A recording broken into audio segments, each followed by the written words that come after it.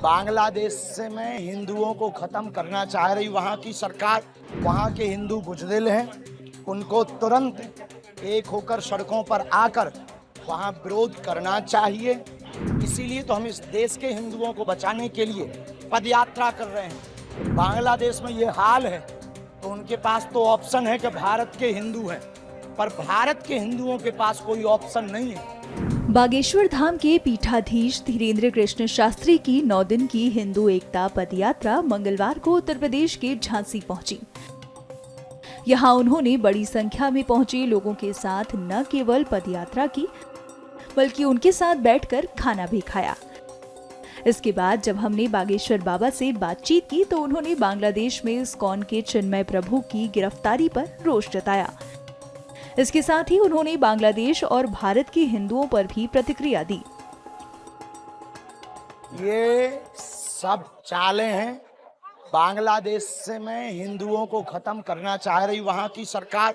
वहाँ के हिंदू बुजदिल हैं, उनको तुरंत एक होकर सड़कों पर आकर वहाँ विरोध करना चाहिए और उनको तुरंत छुड़वाना चाहिए।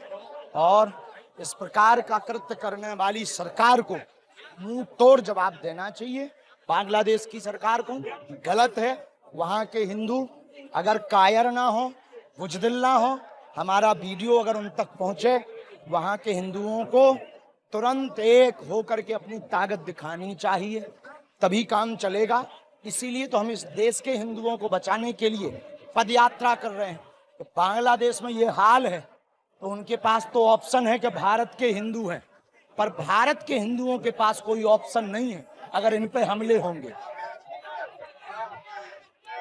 बाबा जी, आपकी यात्रा है, ये एक हिंदुओं को एक करने की है, इसके बाद अंदर यात्रा चलती रहेगी क्या? पूरे देश में चलती रहेगी, हम रुकेंगे नहीं जब तक हिंदू एक नहीं होगा।